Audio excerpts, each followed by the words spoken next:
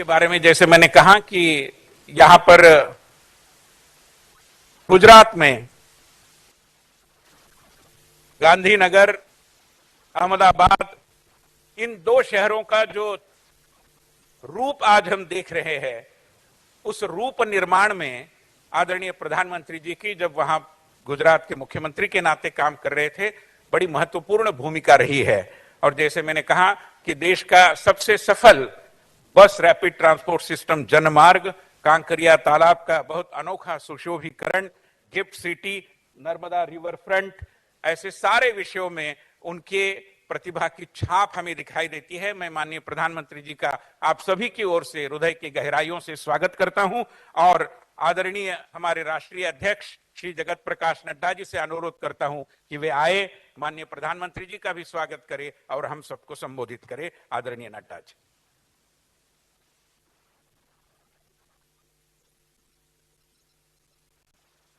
भारत के यशस्वी प्रधानमंत्री सम्माननीय श्री नरेंद्र मोदी जी, हमारे गुजरात प्रदेश के लोकप्रिय मुख्यमंत्री सम्माननीय भूपेंद्र पटेल जी, हमारे बहुत ही जुझारू और कर्मशील प्रदेश के अध्यक्ष श्री CR पाटिल जी, हमारे गुड गवर्नेंस सुशासन विभाग के कार्य देख रहे हमारे वरिष्ठ सहयोगी श्री विनय सहस्त्रबुद्धे जी, यहाँ उपस्थित देश के कोने कोने से आए हुए महापौर, उप महापौर, प्रतिनिधिगण और मेरे मीडिया के सभी साथी, ये हम सबका सौभाग्य है कि आज ये महापौर राष्ट्रीय महापौर सम्मेलन में हम सबको मार्गदर्शन भारत के यशस्वी प्रधानमंत्री श्री नरेंद्र मोदी जी का मिलने वाला है। मैं अपनी ओर से और सभी महापौर, उप महापौर और साथ ही गुजरात की इकाई की ओर से आदरणीय प्रधानमंत्री जी का हार्दिक अभिनंदन करता हूं, स्वागत करता हूं।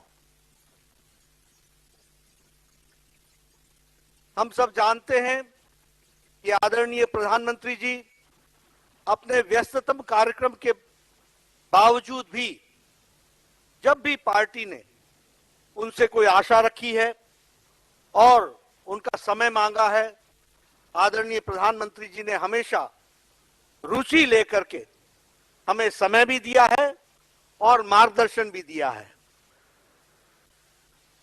और हम हमेशा ऋणी है कि उनका जो हमको मार्गदर्शन मिलता है, बहुमूल्य मार्गदर्शन मिलता है, उससे हमें नई दिशा मिलती है, दृष्टि मिलती है और पार्टी को आगे बढ़ाने में हम सफल होते हैं और उसको आगे ले जाने के लिए एक ऊर्जा भी मिलती है। हमें मालूम है कि उनकी ही प्रेरणा से गुड गवर्नेंस सुशासन विभाग को भारतीय जनता पार्टी में एक अहमियत मिली है और भारतीय जनता पार्टी सुशासन विभाग के माध्यम से हम राजनीति में आए हैं तो सिर्फ गद्दी पर बैठने नहीं आए हैं, सत्ता पर बैठने नहीं आए हैं। सत्ता हमारे लिए माध्यम है, लक्ष्य हमारा सेवा है और उस सेवा के लिए हम सब कार्य में जुटे हैं।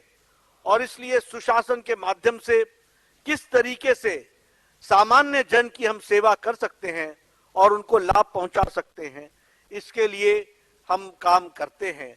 और सुशासन के विभाग जो हमें बताता है, उसके माध्यम से हम उसको कार्य रूप देने का प्रयास करते हैं।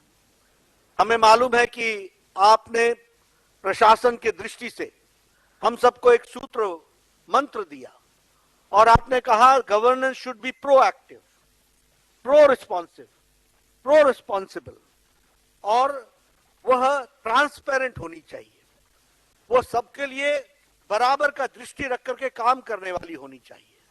और इसके लिए जो भी उपाय किए जा सकते हैं प्रशासन में, उन सारे उपायों को हमारे लोग जो भी जिस जगह पर बैठे हैं उसको आगे करने का प्रयास करें। हमें मालूम है कि हम आज राष्ट्रीय महापौर सम्मेलन कर रहे हैं। आदरणीय प्रधानमंत्री जी ने हम सबको प्रेरणा दी थी कि महापौर हमारे देश में बड़ी संख्या है और हमारे लोग काम करते हैं, सबको एक साथ आना चाहिए और एक साथ मिलकर के तय करना चाहिए कि किस तरीके से हम अर्बन लोकल बॉडीज में काम कर सकें और उसको आगे बढ़ा सकें।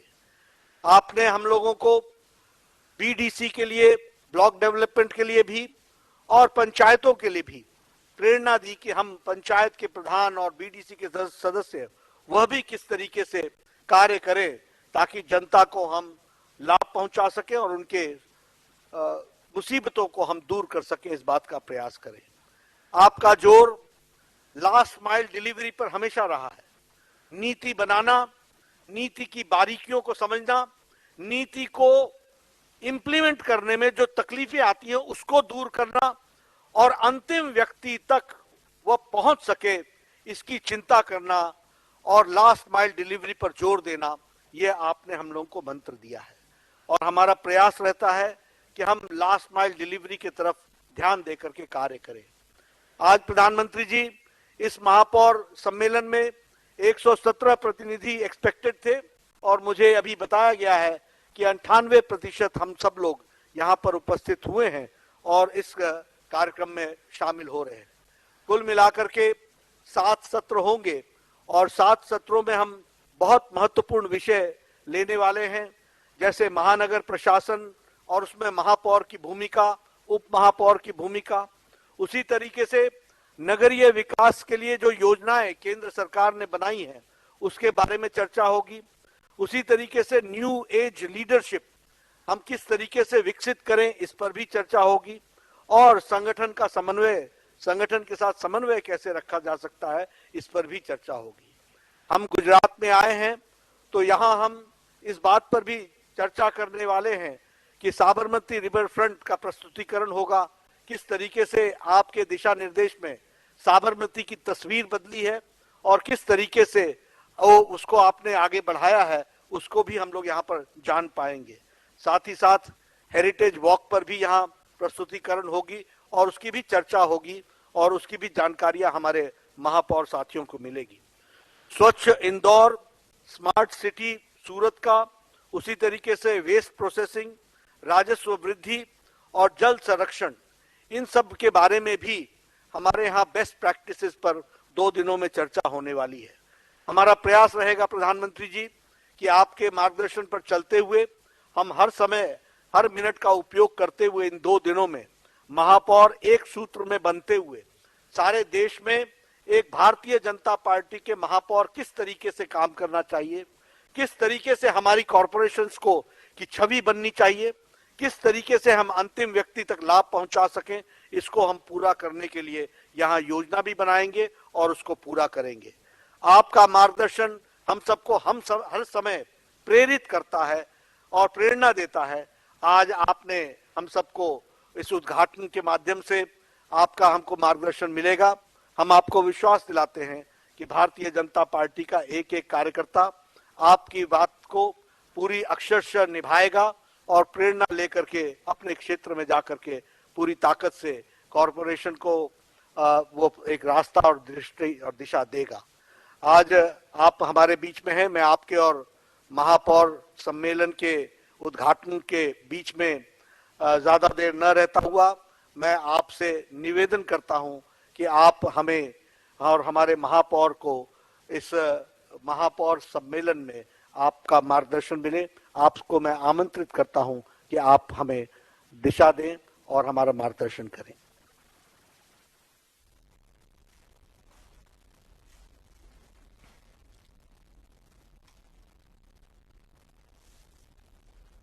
नमस्कार।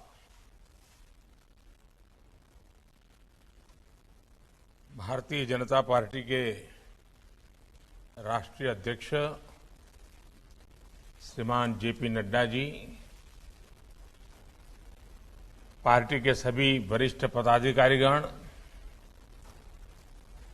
गुजरात के लोकप्रिय मुख्यमंत्री श्रीमान भूपेंद्र भाई पटेल, संसद में मेरे साथी भाई CR पाटिल, देश भर से आए भारतीय जनता पार्टी के सभी महापौर, उपमहापौर, अन्य सभी महानुभाव, देवी और सज्जनों,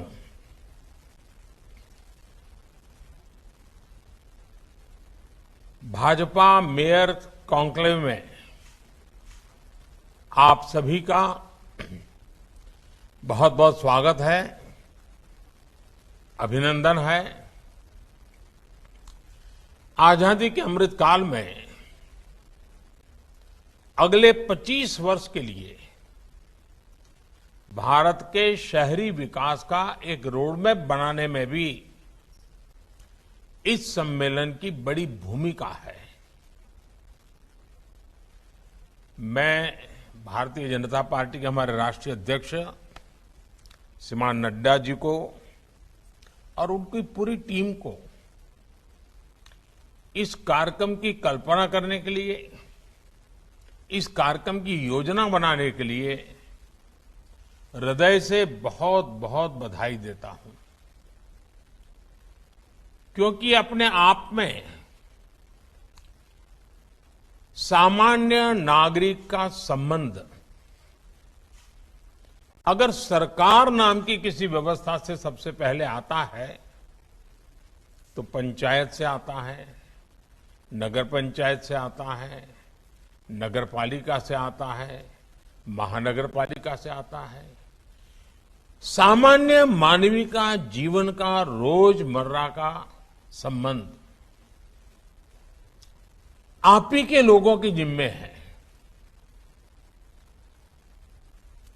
और इसलिए इस प्रकार के विचार विमर्श का महत्व बहुत बढ़ जाता है। हमारे देश के नागरिकों ने बहुत लंबे अरसे से शहरों के विकास को लेकर भाजपा पर जो विश्वास रखा है उसे निरंतर बनाए रखना, उसे बढ़ाना हम सभी का दायित्व है। शायद आप लोगों में से जो लोग जनसंघ के जमाने की बातें जानते होंगे तो कर्नाटका में उडुपी नगर पालिका, जनसंघ के लोगों को वहां के लोग हमेशा काम करने का अवसर देते थे उडुपी, और जब स्पर्धाएं होती थी उडुपी हमेशा देश में अव्वल नंबर पर रहता था परफॉर्मेंस में। मैं ये जनसंघ के कालखंड की बात कर रहा हूं। यानी तब से लेकर अब तक सामान्य मानवीय के मन में एक विश्वास पैदा हुआ है कि अगर ये व्यवस्थाएं भाजपा के कार्यकर्ताओं के हाथ आती हैं तो वो जी जान से जो भी सीमित संसाधन हो उसको लेकर के लोगों के जीवन में कठिनाइयां दूर हो, सुविधाएं उपलब्ध हो और विकास प्लान्ड वे में हो, हैफाजेड ना हो। साथियों, आज आप सभी जिस अहमदाबाद शहर में हैं उसकी अपनी बहुत बड़ी प्रासंगिकता है।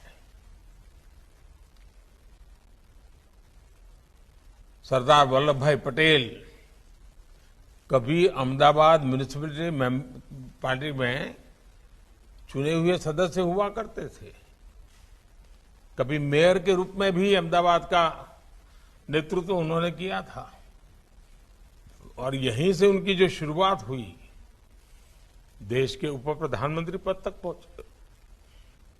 सरदार साहब ने दशकों पहले म्युनिसिपैलिटी में जो काम किए उसे आज भी बहुत सम्मान से याद किया जाता है। आपको भी अपने शहरों को उस स्तर पर ले जाना है कि आने वाली पीढ़ियां आपको याद करके कहें कि हां, हमारे शहर में एक मेयर हुआ करते थे तब ये काम हुआ था, हमारे शहर में भाजपा का बोर्ड चुन करके आया था तब ये काम आया था, भाजपा के लोग जब यहां सत्ता में आए थे तब इतना बड़ा परिवर्तन आया था। ये लोक मानस में स्थिर होना चाहिए। साथियों, सबका साथ, सबका विकास, सबका विश्वास और सबसे महत्वपूर्ण बात है सबका प्रयास, ये जो वैचारिक परिपाटी भाजपा ने अपनाई है, वही हमारे शासन के, गवर्नेंस के मॉडल के, डेवलपमेंट के मॉडल के, हमारे शहरी विकास में भी वो झलकती है। यही हमारे गवर्नेंस मॉडल को दूसरों से अलग करता है। जब विकास मानव केंद्रित होता है, जब जीवन को आसान बनाना, ईज ऑफ लिविंग सबसे बड़ी प्राथमिकता होती है, तो सार्थक परिणाम जरूर मिलते हैं। आप सभी इस समय गुजरात में हैं। मैंने भी वहां कई वर्षों तक वहां की जनता की सेवा करने का मुझे मौका मिला। वहां पर से मुझे एमएलए बनने का मौका मिला। बाद में लोगों ने मुझे मुख्यमंत्री का भी काम दिया। और जब मेरा लंबा कालखंड गुजरात में गया है और आप सब आज गुजरात में हैं, तो मैं स्वाभाविक कुछ बातें जो उदाहरण दूंगा उसमें थोड़ी गुजरात की चर्चा रहेगी।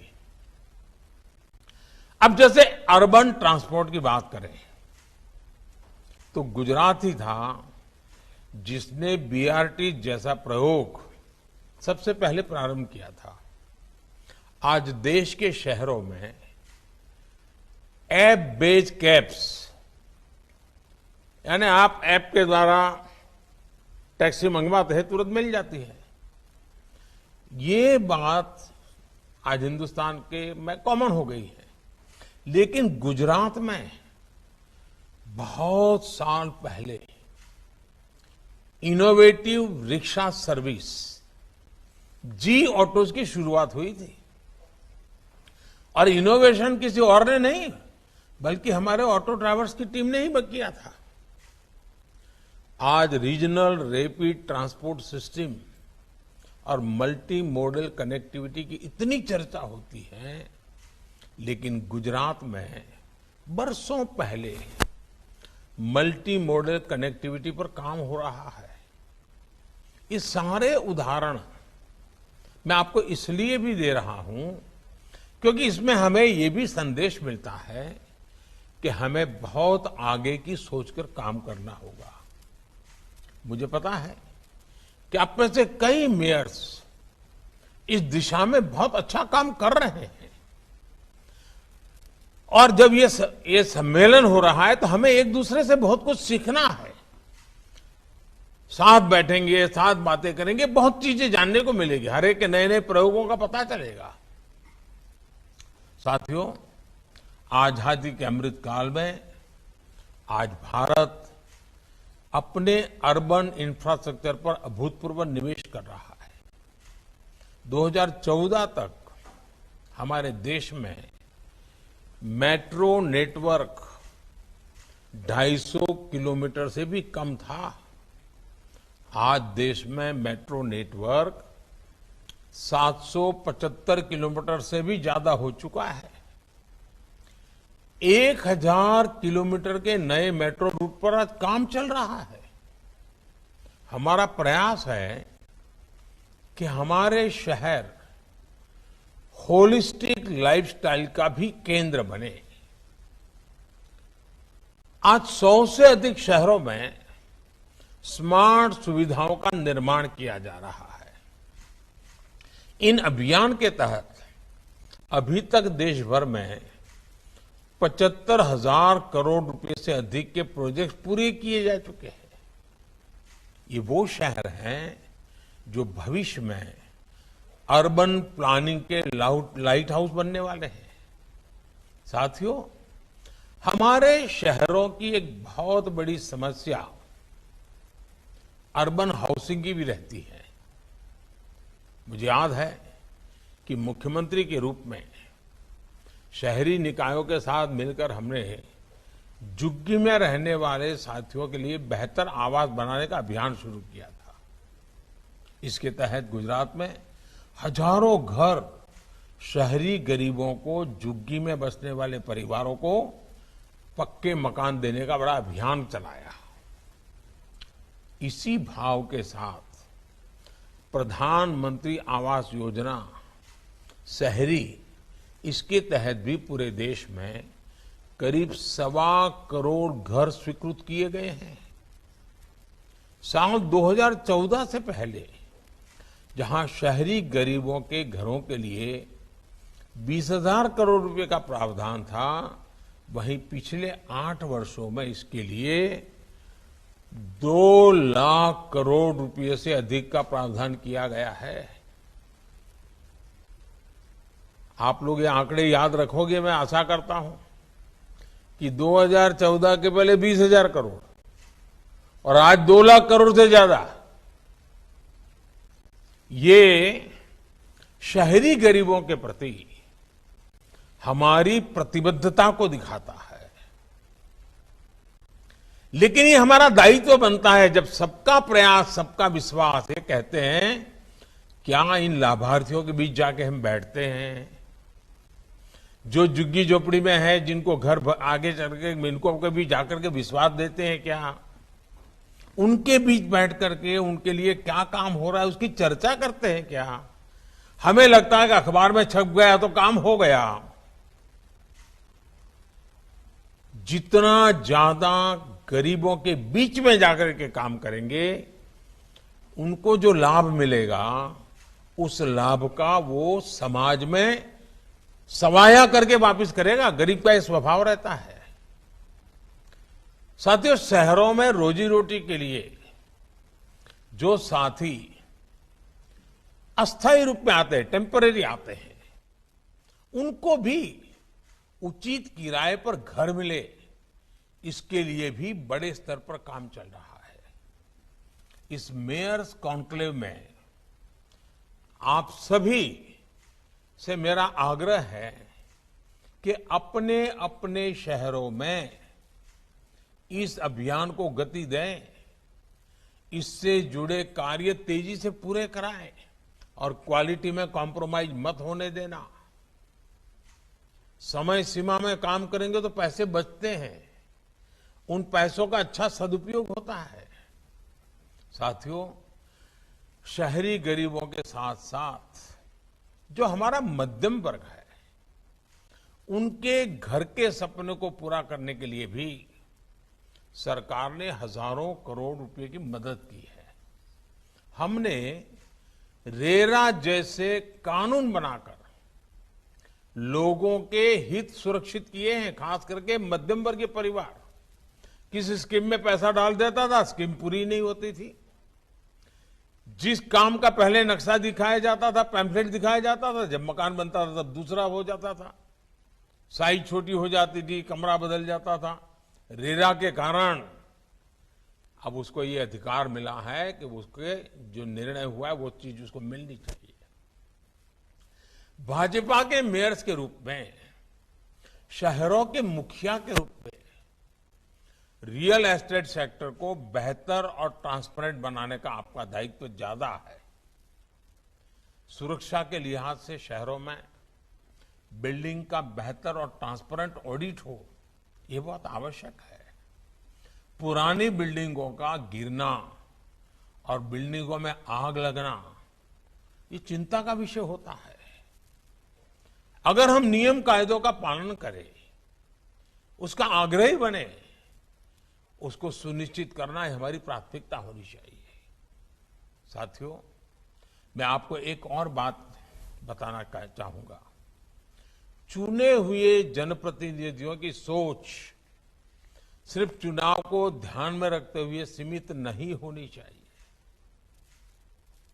चुनाव केंद्रित सोच से हम शहर का भला नहीं कर सकते हैं। कई बार शहर के लिए फैसला बेहतर होते हुए भी इस डर से नहीं किया जाता कि कहीं चुनाव में नुकसान हो जाए। अब मुझे याद है, मैं जब गुजरात में था तो 2005 में हमने अर्बन डेवलपमेंट ईयर मनाने का कार्यक्रम बनाया और करीब 100-150 ऐसे पॉइंट निकाले जिसके आधार पर शहर में चौराहे की चिंता करना, एंक्रोचमेंट को हटाना, सफाई की चिंता करना, बिजली के तार पुराने हैं तो बताना, बहुत सारे पैरामीटर्स थे। और जन भागीदारी से चौराहों के सुशोभन के लिए भी बहुत काम हुआ। अब उसमें एक मुद्दा था एंक्रोचमेंट हटाना।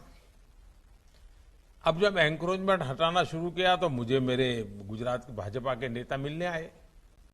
उनका कहना था, साहब अभी तो हमारा कॉरपोरेशन और पंचायतों का चुनाव आने वाला है, अपने कार्यक्रम कैसे ले लिया। अच्छा, मैं भी भूल गया था कि 2005 को मैंने अर्बन डेवलपमेंट ईयर बनाया, लेकिन उस समय चुनाव है, मुझे भी ध्यान नहीं था। जब सब लोग आए, मैंने कहा देखो भाई, अब ये बदल नहीं होगा, हमें लोगों को समझाना होगा, लोगों का विश्वास बढ़ाना होगा। मैं जानता हूं कि जब हम एंकरेजमेंट को हटाते हैं तो जिसका जाता है उसको गुस्सा भी आता है, नाराजगी होती है। लेकिन मेरा अनुभव दूसरा रहा। जब हमने एक ईमानदारी से प्रयास शुरू किया तो लोग स्वयं आगे आए। लोगों ने जो अपना कभी आधा फुट, 1 फुट, 2 फुट कुछ न कुछ किया था, सबने हटाना शुरू किया। रोड खुल गए, रोड चौड़े बनने लग गए, क्योंकि उनको विश्वास हो गया कि यहां पर कोई भाई भतीजावाद नहीं है, मेरा तेरा नहीं है, एक कतार में जो भी है सबका हटाया जा रहा है। तो लोगों ने मदद की, अतिक्रमण हटा, रास्ते चौड़े हो गए। कहने का तात्पर्य यह है कि अगर हम सही काम करते हैं, जनहित में करते हैं, तो लोगों का साथ मिलता है, डरने की जरूरत नहीं जी। जब जनता को ईमानदारी दिखती है, बिना भेदभाव के अमल दिखता है, तब लोग स्वयं आगे बढ़कर के साथ देते हैं। साथियों, आर्थिक गतिविधियों के महत्वपूर्ण सेंटर्स के रूप में शहरों की प्लानिंग पर हमें विशेष फोकस करने की जरूरत है। हम चाहे या न चाहे, अर्बनाइजेशन होते ही रहने वाला है। शहरों का पर दबाव बढ़ने वाला है, शहरों की जनसंख्या बढ़ने वाली है, शहरों की जिम्मेवारियां बढ़ने वाली हैं, और ये भी सच्चाई है कि आर्थिक गतिविधि का केंद्र शहर में बहुत तेज गति से आगे बढ़ता है। और इसलिए हमें, अगर हम मेयर है तो मेरा शहर आर्थिक रूप से समृद्ध हो, मेरा शहर किसी न किसी प्रोडक्ट के लिए जाना जाए, मेरा शहर टूरिज्म के लिए आकर्षण का केंद्र बने, मेरा शहर उसकी एक पहचान बने। इन सारी चीजों में आर्थिक व्यवस्थाएं जुड़ी होती है। आपने देखा होगा इस वर्ष का जो बजट है उसमें अर्बन प्लानिंग पर बहुत अधिक बल दिया गया है। अब यह भी आवश्यक है कि शहरों की प्लानिंग को भी विकेंद्रीकरण होना चाहिए, डिसेंट्रलाइजेशन। राज्य के स्तर पर भी शहरों की प्लानिंग होनी चाहिए, सिर्फ दिल्ली से नहीं हो सकता है। अब मुझे याद है, मैं जब चंडीगढ़ में रहता था तो चंडीगढ़ के नजदीक में पंचकुला बहुत अच्छा डेवलप हुआ, उधर मोहाली अच्छा डेवलप हुआ, हमारे गांधीनगर के बगल में पेथापुर वगैरह बहुत अच्छी तरह से नए डेवलप हो रहे हैं। देश में ऐसे अनेक सैटेलाइट टाउन्स हैं जो बड़े शहर के नजदीक में विकसित होने चाहिए, और योजनाबद्ध रूप से सैटेलाइट टाउन को डेवलप करने का काम करना ही चाहिए, तभी शहरों पर दबाव कम होगा। और बीजेपी ने सैटेलाइट टाउन्स को लेकर सचमुच में बेहतरीन काम करने का प्रयास किया है। आप लोग भी जानते हैं कि इस प्रकार के प्रयासों का कितना लाभ है। मुझे एक घटना याद आती है। भारतीय जनता पार्टी पहली बार अहमदाबाद में 87-88 में बहुमत मिला उसको, पहली बार शासन में आए। और उस समय सद्भाग्य से राज्य में भी जो सरकार थी उसमें उस समय जनसंघ था, भाजपा के लोग उसमें हिस्सा थे, भाजपा का लोग भी पार्टनर थे।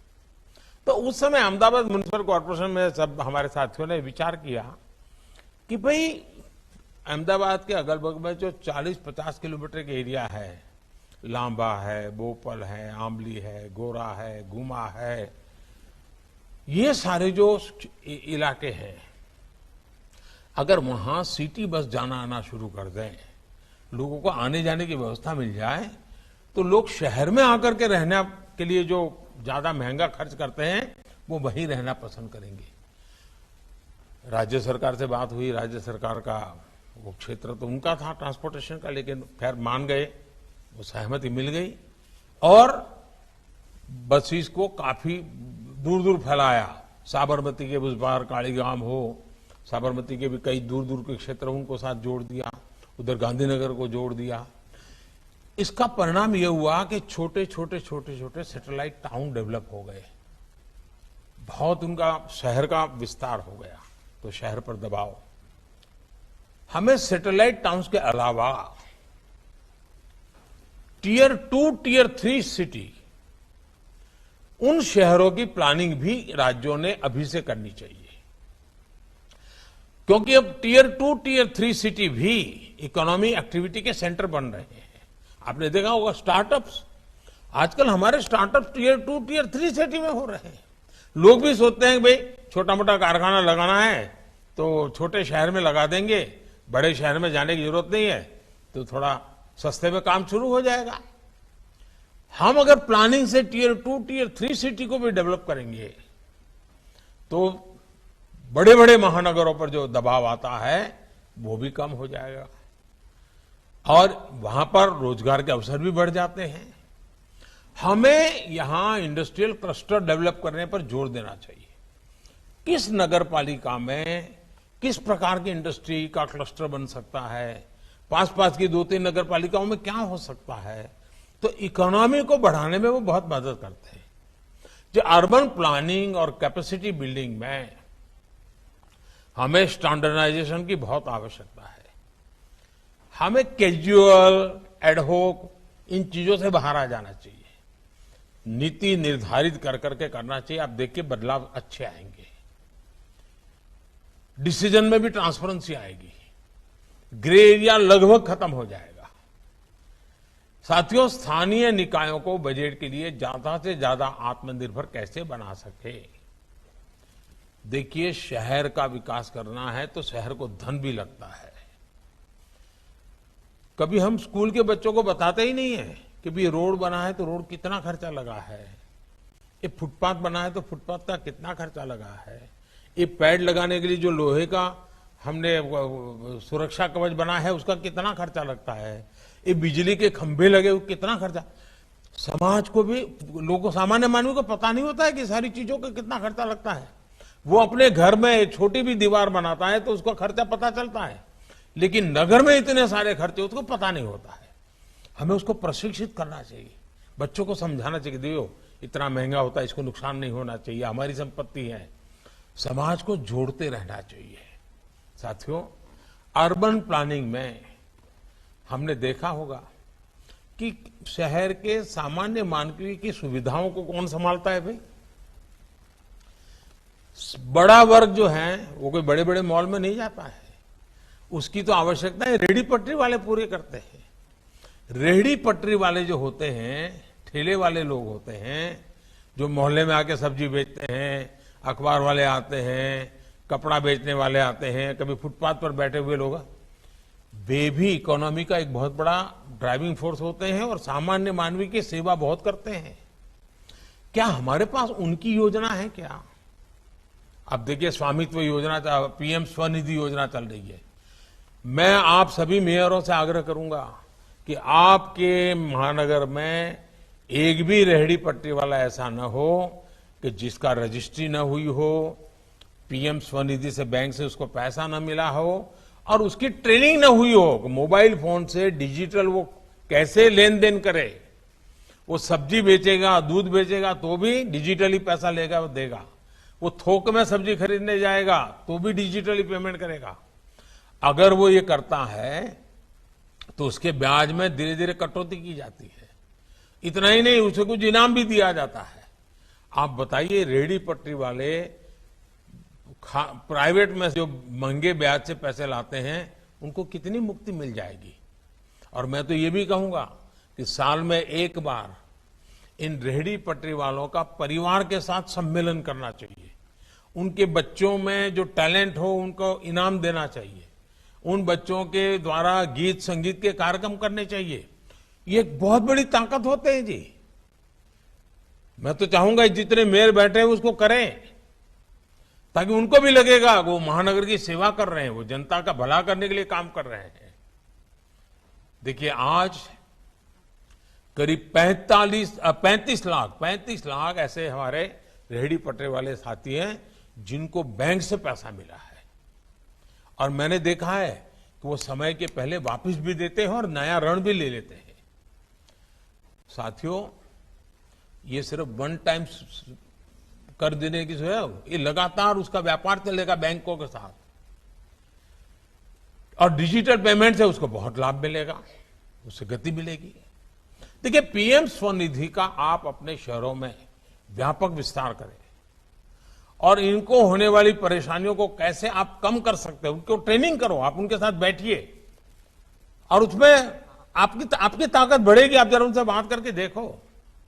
साथियों, शहरों की समस्याओं को सुलझाने के लिए ये भी आवश्यक है कि हमें हमारी आदतें बदलनी पड़ती है, नागरिकों के बिहेवियरल में चेंज लाना पड़ता है। वरना हमने तो देखा है लोगों का स्वभाव कैसा होता है, कुछ लोग जल्दी उठ जाते हैं। क्यों? तो अपने घर का कचरा साफ करके बगल वाले के घर के सामने डाल देते हैं, फिर बगल वाला जब कूड़ा कचरा साफ करता है तो वो उठा करके इस घर के सामने डाल देता है। अब ये आदत कौन बदलेगा जी? हमने नागरिकों के स्वभाव को बदलना होगा। बिजली बचाने की आदत डालनी पड़ेगी, पानी बचाने की आदत डालनी पड़ेगी, समय पर टैक्स भरने की आदत डालनी पड़ेगी, गंदगी न करने की आदत डालनी पड़ेगी, स्वच्छता और सुशोभन का आग्रह करने की आदत डालनी पड़ेगी। इसके लिए मेहनत करनी पड़ती है भाई। और आप वहां के काउंसिलर, वहां के मेयर ये काम बहुत आसानी से कर सकते हैं, और इसके लिए हमें भिन्न भिन्न प्रकार के कार्यक्रम करने चाहिए। निबंध स्पर्धा हो, रंगोली स्पर्धा हो, बच्चों की रैलियां हो, कविताओं का सम्मेलन हो, स्वच्छता पर कविताएं हो, ऐसे भांति भांति के जन जागरण के कार्यक्रम करने चाहिए। दीवारों पर अच्छी तरह से उसको लिखा, अब जैसे बगीचे होते हैं, मुझे बताइए बगीचों को संभालने का जवाब गांव के नागरिकों का है कि नहीं है? क्योंकि हमने तो तय किया नहीं, म्युनिसिपैलिटी के 2 आदमी होंगे, वो समझ ही नहीं। हमें जो लोग डेली बगीचे में आते हैं उनकी एक कमेटी बना देनी चाहिए, और हम ये भी कर सकते हैं कि भाई वहां एक टेम्पररी ऐसे बोर्ड लगाने की व्यवस्था की हो है कि भाई उस इलाके के जो बच्चे अच्छे ड्राइंग बनाएंगे तो चलो भाई शनिवार शाम को 6 से 7 यहाँ पर उनके ड्राइंग डिस्प्ले करेंगे। कोई अच्छे कविताएं लिखते हैं तो चलो भाई रविवार शाम को यहाँ पर कविता का पाठ बगीचे के अंदर सब नौजवानों को बुला करके करेंगे। हमारे बगीचों को जिंदा बना देना चाहिए, हमारे शहर की आत्मा के रूप में जागृत बना देना चाहिए, तो बगीचा भी अच्छा रहेगा। सरकारी खर्चे की जरूरत है, वही अपना संभालेंगे बगीचा, वही सोचेंगे भाई ये तो हमारी जगह है, इसमें हम गंदगी नहीं होने देंगे, पेड़ पौधे को टूटने नहीं देंगे। हमें नेतृत्व देना होगा। सब काम पैसों से होता है ऐसा नहीं है जी, अधिकतम काम जन सामान्य के समर्थन से होते हैं, और ये चुने हुए जनप्रतिनिधि जितना ध्यान देते हैं उतना परिणाम मिलता है। और हमने तो देखा है स्वच्छता के विषय को देश ने उठा लिया, पूरे देश के हर घर के अंदर छोटा बच्चा भी स्वच्छता की बात करने लग गया। हमारे शहर में भी कूड़ा कचरा, गीला कचरा को कहां होगा, सूखा कचरा कहां होगा, उसको उठाने की व्यवस्था होगी। हम जितनी ज्यादा लोगों की आदतें बदलने के लिए आग्रही बनेंगे, मुझे पूरा विश्वास है कि हमारी व्यवस्थाएं विकसित हो रही हैं, उनका ज्यादा से ज्यादा लाभ हमारे नागरिकों को मिलता रहता है। हमें ये सारी चीजों को ध्यान रखते हुए आगे बढ़ना है, उसका आगे चल के काम में उपयोग हो गया। अब मैं एक बात बताऊंगा, हम देखते हैं कि सरकार की तरफ से सीसीटीवी कैमरा लगते हैं, जाता तो होम मिनिस्ट्री लगाती है, पुलिस के लोग करते हैं, लेकिन क्या ये सीसीटीवी कैमरा हम नागरिकों को, सरकारी दफ्तरों को कह सकते हैं कि भाई आपका प्राइवेट जो सीसीटीवी है एक कैमरा घर के बाहर भी देखने के लिए रखो, कितने सीसीटीवी कैमरा का नेटवर्क खड़ा हो जाएगा, बिना खर्चे हो जाएगा। अच्छा, अभी हम क्या करते हैं, सीसीटीवी कैमरा का उपयोग क्राइम डिटेक्शन के लिए करते हैं। अगर ट्रैफिक कंट्रोल करना है तो भी सीसीटीवी कैमरा का उपयोग हो सकता है। स्वच्छता के लोग काम करने वाले समय पर आए कि नहीं आए वो भी सीसीटीवी से देखा जा सकता है। एक ही चीज का मल्टीपल उपयोग कैसे हो। अब आपने देखा कई शहरों में integrated command and control centre बन चुके हैं, उन्हें भी मल्टीपल यूटिलिटी के रूप में उपयोग किया जा सकता है। और इसके लिए हमें जुड़ना पड़ता है। हम उसके साथ इन्वॉल्व हो जाते हैं तो हम कर सकते हैं। देखिए, आप सभी जानते हैं, मान लीजिए आपका अच्छा सा मकान है, घर के बाद बढ़िया महंगी गाड़ी भी खड़ी है, लेकिन अगर परिवार में ढंग से कुछ चीजें नहीं है, सब इधर उधर पड़ा हुआ है, सोफा का ठिकाना नहीं, चेयर का ठिकाना नहीं, कोई भी व्यक्ति आएगा उसके वो कार देख करके उसको अच्छा लगेगा, अंदर वो गंदा देख करके बुरा लगेगा, वो आपके घर की छवि कहां से ले जाएगा। आपने कैसा व्यवस्था रखी उस पर कर जाएगा। आपका रहन सहन कैसा है, हमारे शहर की छवि भी हम कैसे रहन सहन रखते हैं इस पर निर्भर करता है। और इसलिए हमें सौंदर्यीकरण, ब्यूटिफिकेशन, मैं तो लगातार कहता हूं हर बोर्ड में हर महीने सिटी ब्यूटी कंपटीशन होते रहना चाहिए और इनाम घोषित होना चाहिए कि इस बार चलो भाई 13 नंबर का वार्ड ब्यूटिफिकेशन में आगे आया, 20 नंबर का वार्ड आया, 25 नंबर का वार्ड आया। लगातार स्पर्धा चलनी चाहिए और नागरिकों के बीच में स्पर्धा खड़ी होनी चाहिए। सिटी ब्यूटी कंपटीशन ये शहर का स्वभाव बनना चाहिए और दुनिया में नाम तब होता है ना। और इसलिए मैं चाहता हूं कि हमें शहर को व्यवस्थित भी रखना है, शहर को सुंदर भी रखना है। उन छोटी छोटी बातों का ध्यान हमें रखना होता है। अब देखिए, ये जयपुर पिंक सिटी दुनिया भर के टूरिस्ट देखने के लिए आते हैं। क्या कारण है भाई? किसी ने तो पिंक सिटी बनाया। हमारा आनंद कभी देखेंगे, वो क्रीम सिटी के रूप में उन्होंने प्रयास किया है, तो धीरे धीरे उसकी एक पहचान बन जाएगी। अब आप भोपाल की पहचान क्या लोग कहेंगे, भाई तो झीलों का शहर है। यानी किसी ने कुछ न कुछ किया है, प्लानिंग किया है, तब जाकर के उस शहर की पहचान बनी है। कि आपने तय किया है कि भाई मेरे शहर ग्रीन सिटी के रूप में जाना जाएगा, मेरा शहर इस बात के लिए जाना जाएगा, मेरा शहर इस बात के लिए उसकी पहचान बनेगी और लोगों को भी लगेगा इसमें कोई कॉम्प्रोमाइज नहीं करना है। अगर आप इसको लोगों को प्रोत्साहित करेंगे, मुझे पक्का विश्वास है कि आप अच्छे ढंग से इसको कर सकते हैं। और टूरिस्ट भी एक बहुत बड़ा इनकम का साधन होता है। लोगों को मन करना चाहिए। आप यानी अच्छा शहर होगा, सुंदर शहर होगा तो लोग अपना रोजी रोटी उद्योग करने के लिए भी वहां आना पसंद करेंगे। और इसलिए मेरा आपसे प्रयास है, उसी प्रकार से जब सिटी लाइफ में परिवर्तन आता है तो उसका एक लाभ भी मिलता है। अब आप देखिए, अहमदाबाद में साबरमती रिवर फ्रंट, या आप कभी कांकरिया झील की बात करेंगे। किसी समय ये एक ऐसी स्थिति थी, वो नगर के लोगों को बोझ लगती थी, आज वो नगर के लोगों का गर्व बन गई। अब उसको संभालने का काम भी नगर के लोग करने लगे और उसी का परिणाम है आज देखिए अहमदाबाद को हेरिटेज सिटी का दर्जा मिला हुआ है। हेरिटेज वॉक के लिए लोगों का सुबह कार्यक्रम होता है, उसके लिए टूरिस्ट आते हैं। मुझे एक विषय और भी कहना है। दुनिया के अंदर आपने देखा होगा हर शहर का अपना एक सिटी म्यूजियम होता है। क्या आपको नहीं लगता है कि आपका शहर का भी सिटी म्यूजियम हो? शहर का इतिहास क्या है, शहर की विशेषता क्या है, शहर में कब क्या हुआ था, बढ़िया से पुराने पुराने फोटो हो, ऐसा अगर आप करें तो मुझे बताइए कि आपके शहर को, नई पीढ़ी को, आपके शहर के बच्चों को, उनको काम आएगा कि नहीं आएगा। अब देखिए, इन दिनों आजादी का अमृत महोत्सव, पॉलिटिकली सोचते तो हम क्या करते हैं, राजनीतिक लाभ गैर लाभ के लिए सोचते तो क्या करते हैं। अगर नेताओं की छवि चमकाने का कार्यक्रम करना होता तो क्या करते हैं, कोई एक बहुत बड़ा पिलर खड़ा कर देते हैं, विजय स्तंभ खड़ा कर देते हैं, कोई एक गेट बना देते हैं आजादी का अमृत महोत्सव की यादगिरी में। हमने ऐसा नहीं किया, हमने दूसरा किया। हमने क्या किया, हर जिले में 75 तालाब बनाएंगे, 75 अमृत सरोवर बनाएंगे। अब देखिए, कल्पना अपने आप में मानव जाति की कितनी बड़ी सेवा करेगी। आजादी का उत्सव भी हो जाएगा और हमारे यहाँ तालाब की एसेट बन जाएगी। अब हमारे यहाँ पुरानी वावड़ियां होती हैं, पुराने तालाब होते हैं, क्या उसकी सफाई, उसका रख रखाव हम मेयर के नाते उसके लिए चिंता करते हैं क्या? हमारा बोर्ड चिंता करता है? बहुत सारे शहर हैं, वहां से नदी गुजरती है, क्या नदी उत्सव मना करके नदी के महात्म्य को हम महत्व देते हैं क्या? हम शहर का जन्म दिवस मना करके शहर के लिए लोगों का लगाव बढ़ाते हैं क्या? जन भागीदारी विकास के लिए बहुत आवश्यक है।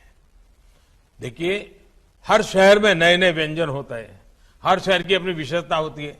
अब आप मुंबई में जाएंगे तो कहे भाई खाऊ गली जाना है, अहमदाबाद में जाएंगे तो कहे माणिक चौक जाना है, दिल्ली में जाएंगे तो कहे परोठे वाली गली में जाना है, बनारस में जाएंगे तो कहे कचौड़ी वाली गली में जाना है। यानी हर शहर में ऐसी विशेषता होती है।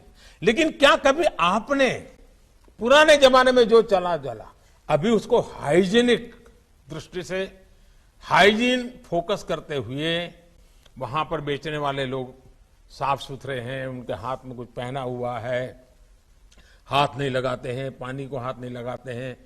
अब देखिए, लोग कॉन्शियस सोसाइटी बनी है तो लोग 5 स्टार होटल में जाना पसंद नहीं करेंगे, गली में आकर के खाना पसंद करेंगे। यहाँ तो बहुत साफ सफाई बहुत होती है। क्या आप अपने शहर में कम से कम एक इलाका ऐसा नहीं बना सकते? पक्का बना सकते हैं दोस्तों। लोग याद करेंगे कि हाँ भाई, पहले तो यहां ऐसे ही लोग खड़े हो जाते थे, कोई पानी पूरी बेचता था, कोई पकौड़े बेचता था, अब इतना शानदार हो गया। और जब शानदार होगा तो लोग 2 रुपये ज्यादा देने के लिए तैयार हो जाते हैं। सौंदर्य भी बढ़ता है, स्वास्थ्य के लिए भी लाभ होता है। ये सारी चीजें एक दूसरे से जुड़ी हुई है। देखिए, बीते 8 वर्षों में सतत प्रयासों से आज स्वच्छता को लेकर अभूतपूर्व जन जागृति हम देख रहे हैं। लेकिन उसको भी अब नेक्स्ट स्टेज पर लेना पड़ेगा, हमें नेक्स्ट जनरेशन सोचना पड़ेगा। स्वच्छता को हमें स्थिर बनाना है, स्थायी बनाना है, तो solid waste management, waste to wealth, ये हमारी व्यवस्था का, हमारी योजना का हिस्सा होना चाहिए। 2014 से पहले की तुलना में सॉलिड वेस्ट की प्रोसेसिंग कभी 18% होती थी 2014 के पहले, आज हम 75% तक पहुंचे हैं। लेकिन वहीं रुकना नहीं है जी, हमें इस अभियान को और तेज करना है। शहरों में जो कूड़े के पहाड़ हैं, उनसे मुक्ति पाने के लिए हमें अपने प्रयास बढ़ाने हैं। अब देखिए, सूरत की बात होती है, इंदौर की बात होती है, कैसे हुआ? यही किया गया।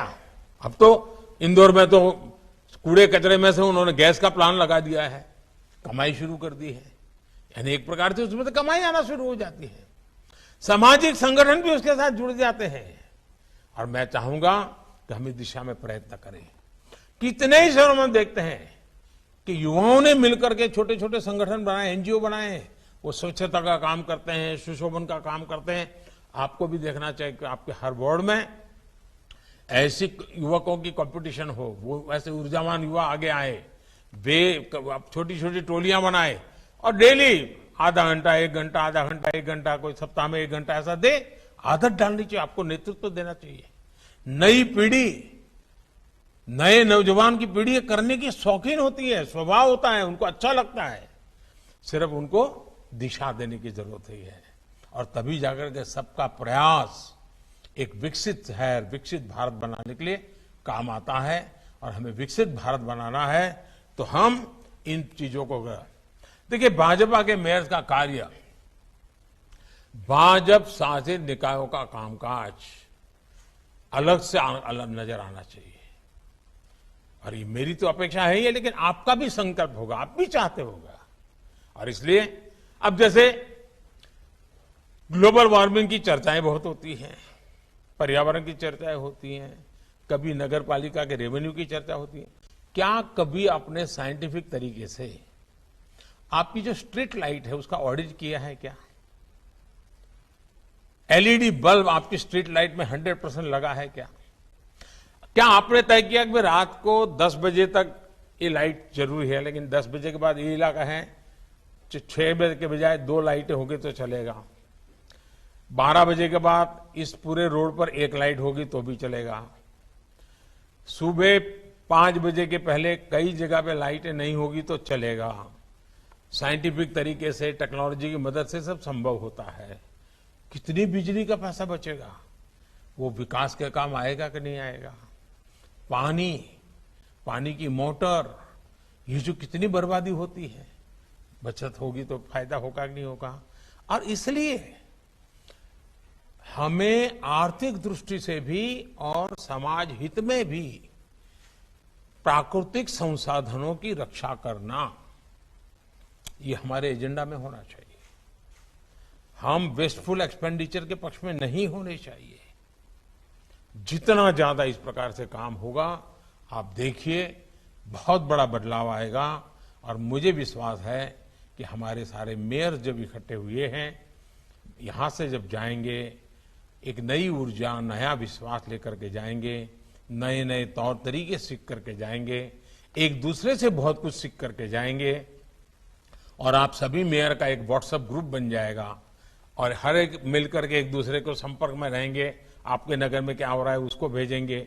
सोशल मीडिया का एक बहुत बड़ा नेटवर्क, भाजपा के सभी मेयर का, भाजपा के सभी उप महापौर का, स्टैंडिंग कमेटी चेयरमैन का, हेल्थ कमेटी के चेयरमैन, सबका एक संगठन बनना चाहिए।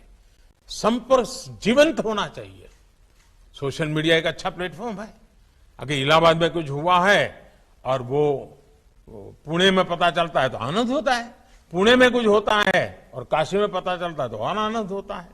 हम जितना ज्यादा हमारा संपर्क जीवंत बनाएंगे, मुझे पक्का विश्वास है कि हम सब मिलकर के देश का भी भला करेंगे, अपने शहर का भी भला करेंगे और अपने जीवन में एक संतोष की अनुभूति करेंगे। इसी एक अपेक्षा के साथ आप सबको बहुत बहुत शुभकामनाएं, बहुत बहुत धन्यवाद।